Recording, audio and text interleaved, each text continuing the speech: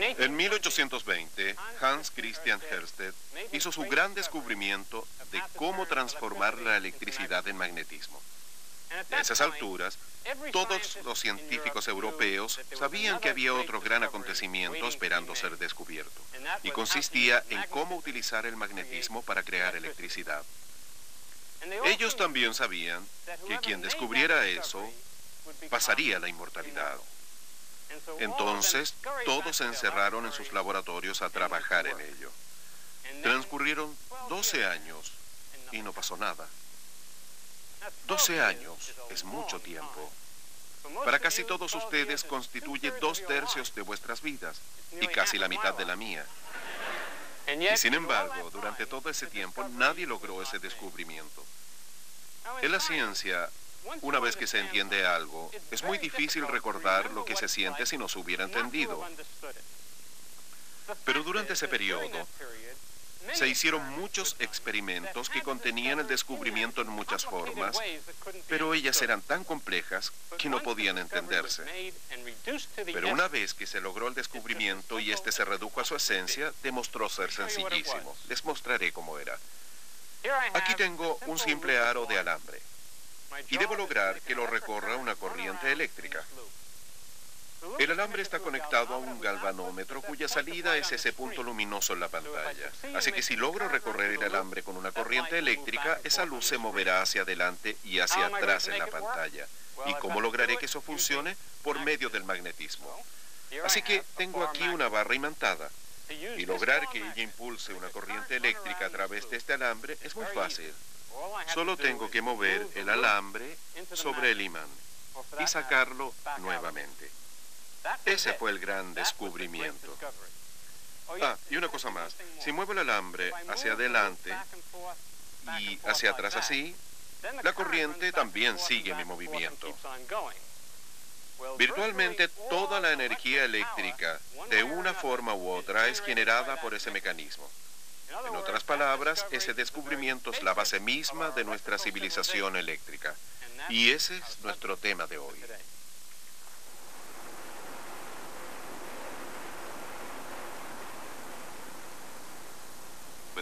Sin energía, las civilizaciones no llegan a ninguna parte, ni siquiera en círculos. Pero con un viento fuerte y constante, junto a una máquina relativamente sencilla y a un abastecimiento infinito de poder, puede fluir casi hasta cualquier parte. Y una vez que es convertido en electricidad, puede lograr cosas que los hombres antiguos ni siquiera imaginaron. Hoy en día eso parece bastante sencillo por fuera, pero para entender cómo el viento produce electricidad hay que profundizar más y tener una mejor perspectiva histórica.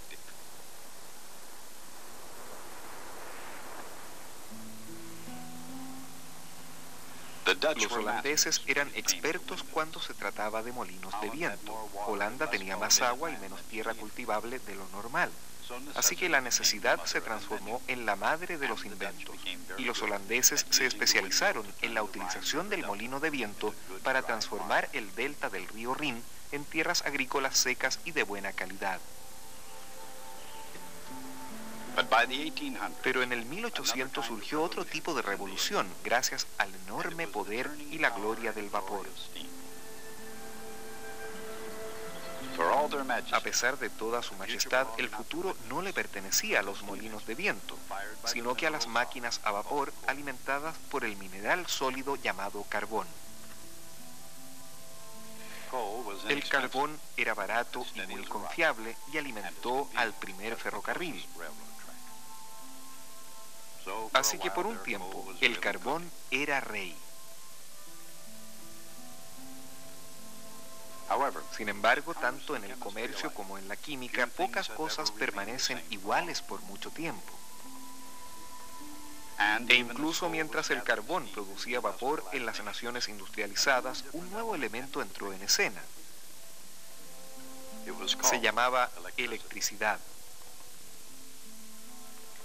Y en ninguna parte se le investigó tanto como en el Royal Institution de Londres. Y nadie se dedicó tanto a ello como el científico más intuitivo y esmerado del siglo XVIII, Michael Faraday.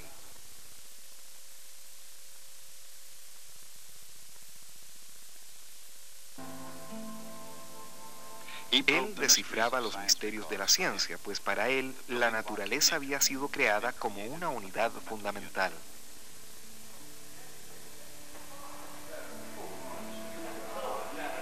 Y el señor Faraday creía que ese modelo se encontraría entre las leyes de la física. Con esa creencia, Faraday se dedicó a descubrir la nueva unión entre dos de las fuerzas fundamentales de la madre naturaleza, el magnetismo y la electricidad.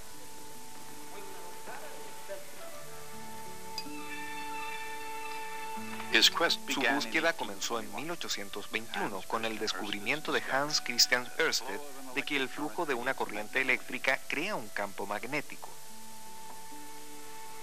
Primero, Faraday reprodujo el experimento y luego en forma indirecta dio un gran paso hacia adelante. Él inventó un aparato que se enrollaba constantemente mientras seguía el campo magnético circular creado por una corriente. Y de ahí en adelante, cuando la gente pensaba en cosas girando para crear energía, ya no imaginaba solo molinos de viento y máquinas a vapor. Con este increíble aparato, una corriente eléctrica podía crear un trabajo físico. En otras palabras, este fue el primer motor eléctrico del mundo. Pero la inquieta mente de Faraday vio algo más que círculos de fuerza magnética en el descubrimiento de Ørsted. Él vio una crucial interrogante científica. Si una corriente eléctrica podía crear un campo magnético podía crear una corriente eléctrica? La respuesta no fue fácil. Requirió de mucha parafina y papel, inteligencia y tenacidad, e innumerables combinaciones de bobinas, imanes y alambres. Demoró más de una década, lo cual demuestra su paciencia legendaria. Pero en 1831, Michael Faraday obtuvo la respuesta. Al conectar una batería a una bobina, la corriente fluía brevemente en otra bobina.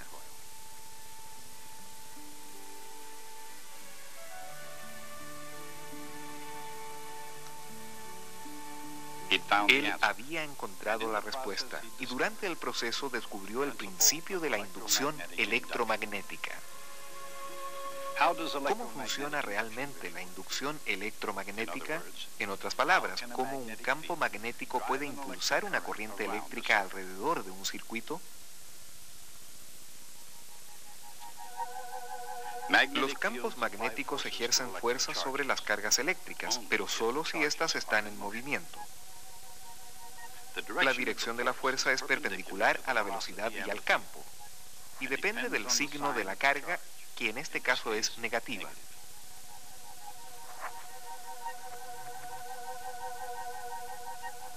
Por ejemplo, las cargas podrían ser electrones y un trozo de alambre. El mero movimiento del alambre a través de un campo magnético provoca un flujo de corriente. Pero el campo de una barra imantada puede ser perpendicular en todos los puntos con respecto a un aro circular de alambre. Por lo tanto, el movimiento del aro crea una fuerza que impulsa una corriente a todo alrededor de este. La corriente fluye en un sentido si el aro se mueve hacia arriba y en el otro sentido si el aro se mueve hacia abajo.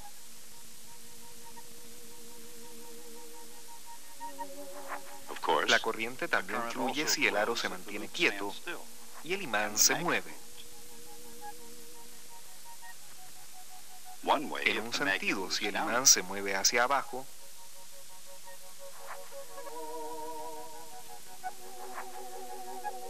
y en el otro sentido, si el imán se mueve hacia arriba. De hecho, Faraday descubrió que cualquier método que cambiara el campo magnético a través de un circuito haría fluir corriente. Por ejemplo, él podía inducir una corriente moviendo una barra imantada en forma relativa a una bobina.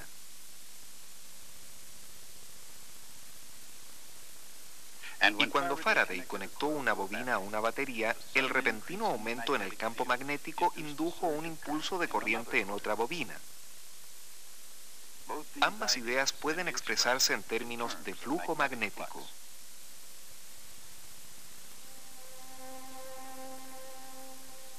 El flujo magnético total a través de una superficie es el integral del componente del campo magnético perpendicular a cada trozo de área que compone la superficie.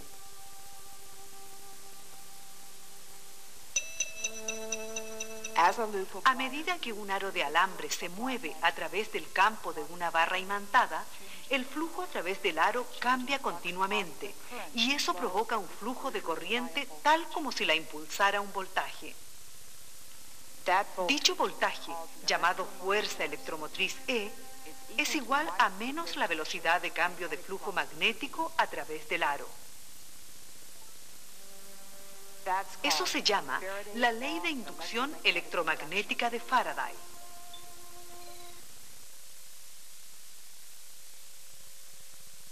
Una generación más tarde y a un continente de distancia, otros genios pioneros aprovecharon el descubrimiento de Faraday. Sus nombres eran Thomas Edison y Nikola Tesla.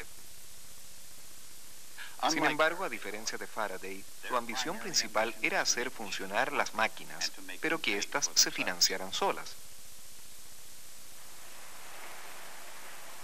Edison sospechó que habría muchas ganancias en el negocio de la electricidad, pero para eso tendría que iluminar la ciudad entera de Nueva York. Eso requeriría una red de generadores muy poderosos. Y sin importar su forma, el principio de cada dínamo provendría de la ley de inducción electromagnética de Faraday.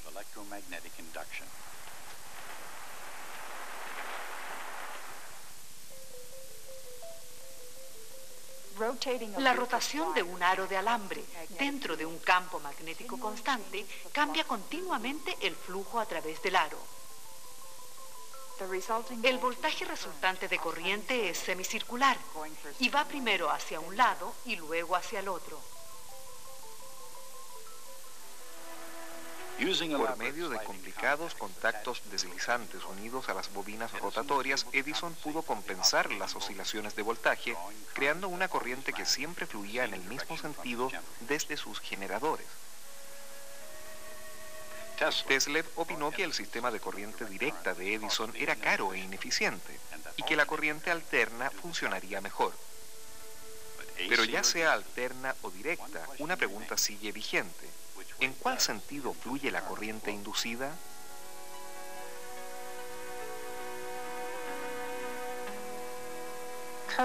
La corriente fluye a través de una bobina de alambre cada vez que el flujo magnético que lo atraviesa cambia. La corriente fluye en un sentido si el flujo disminuye y en el otro sentido cuando el flujo aumenta.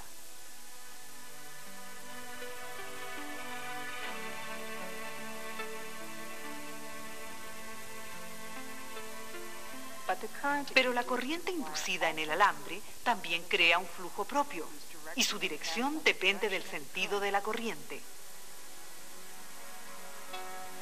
El flujo creado por la corriente inducida es siempre opuesto al cambio en el flujo externo. Esta regla se conoce como la ley de Lenz.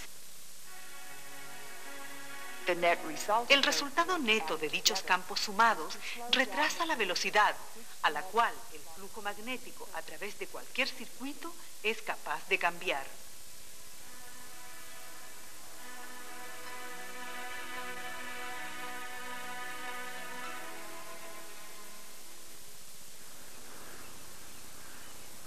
A medida que aumentaba la importancia de la energía eléctrica, la ley de Lenz no fue capaz de retrasar la velocidad de cambio del progreso tecnológico. Las máquinas a vapor aún no pasaban de moda. Faltaba mucho para eso. Las máquinas alimentadas por carbón y petróleo seguían impulsando generadores y creando el poder de la electricidad.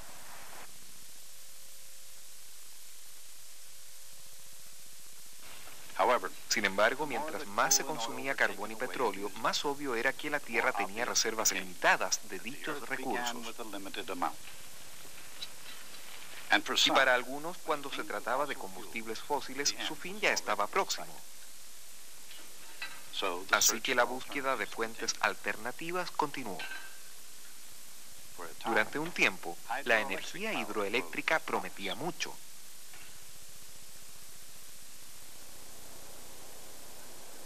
Pero en la búsqueda de una fuente energética limpia, abundante y eficiente, todos los ríos del mundo unidos jamás serían suficientes para satisfacer las necesidades, y por sí solo, el viento tampoco.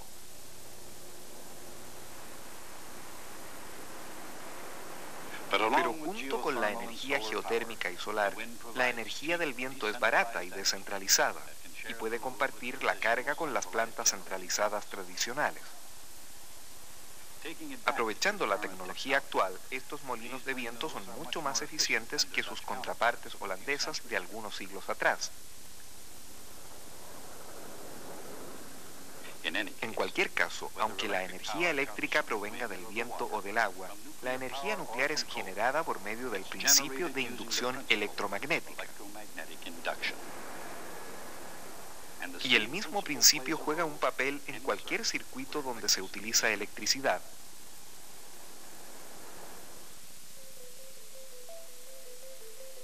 Una corriente eléctrica en cualquier circuito crea un campo magnético, el cual cada vez que cambia, induce una corriente en el mismo circuito en sentido opuesto al cambio. Este fenómeno se llama autoinducción. El efecto de la autoinducción es mayor que una bobina de muchas vueltas y se llama solenoide, precisamente porque se enrolla muchas veces a lo largo del flujo cambiante.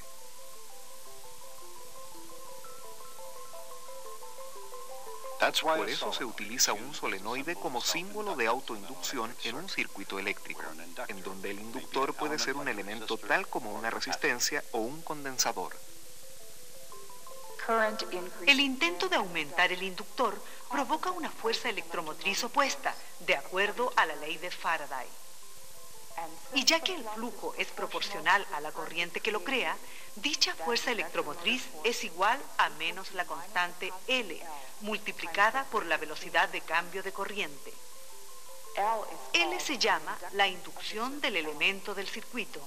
Un inductor opone y retrasa la acumulación de corriente en un circuito, mientras que una resistencia puede lograr que la corriente se descomponga por medio del desperdicio de energía.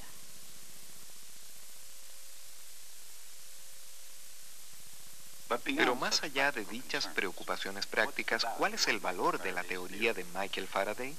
Para comenzar, a diferencia de un motor, esta no es sencilla ni obvia. Y a diferencia de cualquier máquina, no es algo a lo cual uno pueda ponerle precio. De hecho, el valor de la inducción electromagnética está más allá de la parte económica de la tecnología. Y eso se debe a que la teoría de Faraday revela algo nuevo respecto a la naturaleza de los campos eléctricos y magnéticos, y de paso cambia las reglas del juego de la naturaleza.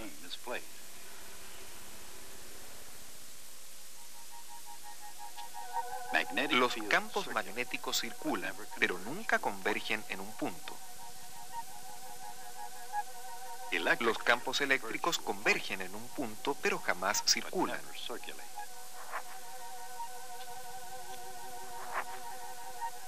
En idioma matemático, eso significa que la integral de la recta de un campo electrostático alrededor de cualquier camino cerrado siempre es igual a cero.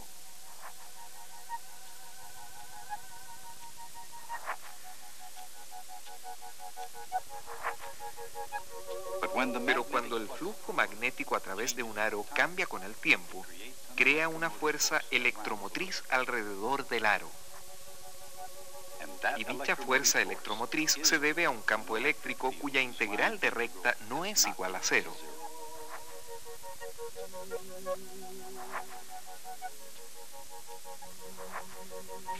En otras palabras, existe una forma de hacer circular los campos eléctricos después de todo, y se logra cambiando el flujo magnético.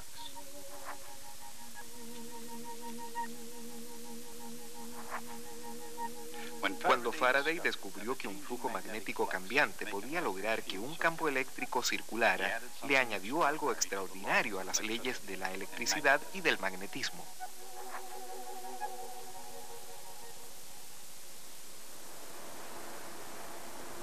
Y por eso cuando a menudo se dice que no hay nada nuevo bajo el sol, ese dicho no se puede aplicar a la inducción electromagnética.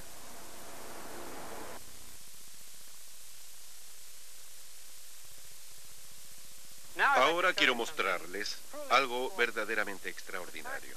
Pero primero debo explicarles lo que verán. Cuando comenzamos a discutir la inducción electromagnética, así les expliqué cómo funciona. Dije que el alambre se mueve a través de un campo magnético y debido a ese movimiento, las cargas dentro del alambre adquieren una fuerza que impulsa la corriente. Pero cuando finalmente formulamos la ley de Faraday, la describimos en una forma muy diferente. Luego dijimos que la fuerza electromotriz es proporcional a la velocidad de cambio del flujo magnético total a través del circuito. Eso sugiere que el experimento podría hacerse en forma muy distinta. Podríamos tomar un solenoide como este, alrededor del cual gira el alambre. Y si pasamos una corriente a través de él, se crea un campo magnético en esta dirección.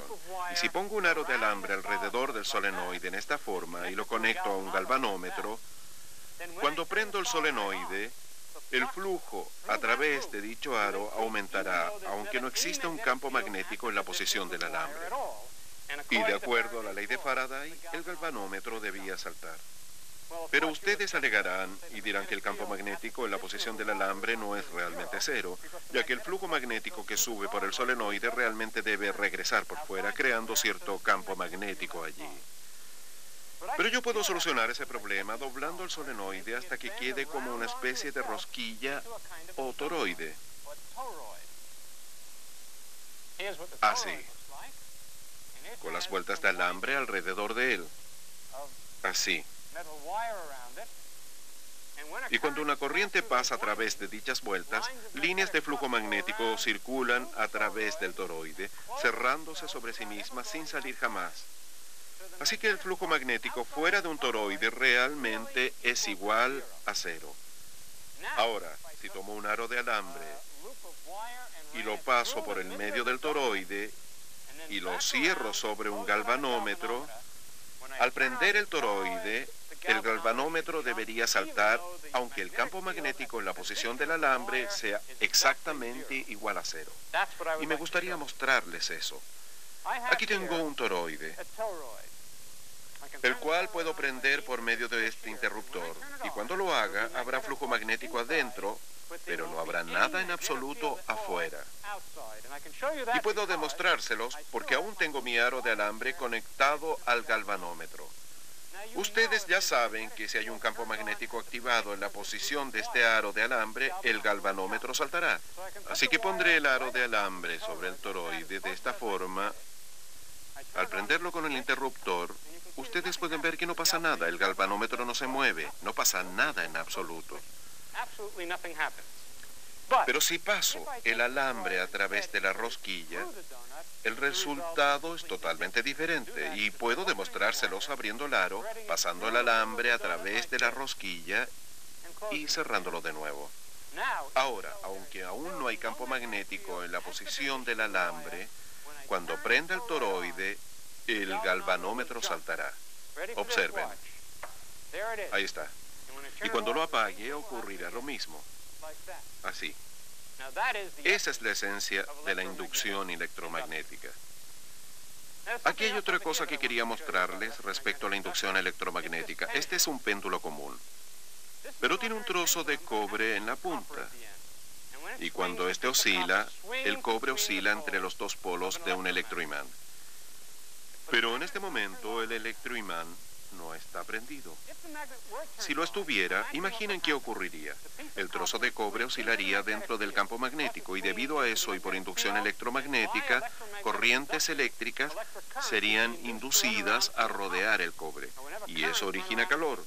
Por lo tanto, se está perdiendo energía en algún lugar. ¿Y de dónde proviene la energía? El único lugar posible es de la oscilación del péndulo. Así que este debería desacelerarse si prendo el imán por medio de este interruptor. Así que haré oscilar el péndulo nuevamente. hasta que agarre su ritmo. Y luego, cuando apague el interruptor, ustedes podrán detectar la desaceleración del péndulo. Aquí vamos. Lo haré oscilar y luego accionaré el interruptor. Ahora, observen. ¿Vieron eso? Quiero mostrarles una cosa más. La inducción electromagnética no solo puede detener un trozo de metal, sino que también puede activarlo, ya que el metal no le gusta estar en medio de un campo magnético cambiante como este. Si tomo esta argolla de aluminio y la pongo sobre el campo y lo activo, ustedes deberían ser capaces de ver cómo salta el aluminio. ¿Listo? Observen.